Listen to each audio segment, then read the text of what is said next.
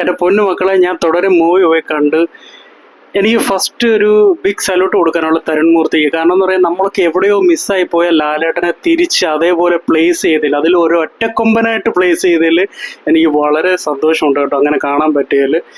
പിന്നെ സിനിമയിലോട്ട് വരുവാണെങ്കിൽ story was excellent, direction, screen play, music, cinematography ഒന്നും പറയാനില്ല. ഇതിനകത്ത് ഒരു തെറ്റോ നമുക്കൊന്നും എടുത്തൊരു നെഗറ്റീവായിട്ട് പറയാനൊന്നുമില്ല.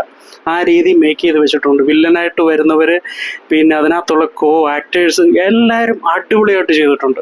പിന്നെ ലാലേട്ടൻ, പുള്ളിയെ വെറുതെ അല്ല ഇത് കംപ്ലീറ്റ് ആക്ടർ എന്ന് പറയുന്നത് കേട്ടോ. പുള്ളിയുടെ തട്ട് അവിടെ തന്നെ, പുള്ളിയുടെ തട്ട് ഇളക്കി താഴെ കളയാൻ ഒരാൾക്കും പറ്റത്തില്ലെന്ന് വീണ്ടും പുള്ളി തെളിയിച്ചേക്കാണ്. ലാലേട്ടൻ്റെ ആക്ടിങ് എൻ്റെ ദൈവമേ ഒരു രക്ഷയില്ല കേട്ടോ. ലാലേട്ടൻ്റെ ആക്ടിങ് പക്ക. അതായത് ഞാൻ പറയുന്നത് നമ്മളൊക്കെ മിസ് ചെയ്ത് പോയ ലാലേട്ടനെ തിരിച്ച് അതേപോലെ തന്നെ പ്ലേസ് ചെയ്ത് വെച്ചേക്കണം.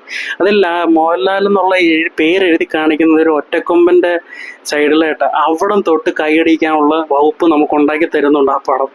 ഇത് കൈയടി മാത്രമല്ല, നല്ലൊരു സ്റ്റോറിയും കൂടാണ്. നല്ലൊരു അടിപൊളി പടമാണ്. നല്ലൊരു ഫാമിലിക്കും ഫാൻ ബോയ്സിനും കയറി കണ്ട് കൈയടിക്കാൻ പറ്റിയ അടിപൊളി ഒരു പടം തന്നെ. എല്ലാവരും മസ്റ്റ് വാച്ച് ഇൻ തിയേറ്റർ. ആരും വെയിറ്റ് ചെയ്യരുത്, ഡീഗ്രേഡ് കേൾക്കുകയോ ചെയ്യരുത്. നിങ്ങൾ പോയി കണ്ടതിന് ശേഷം നിങ്ങൾ ഒരു പടത്തെ ക്രിട്ടിസൈസ് ചെയ്യുക. സോ പോയി കാണുക, കണ്ടിട്ട് പടത്തെ വിലയിരുത്തുക.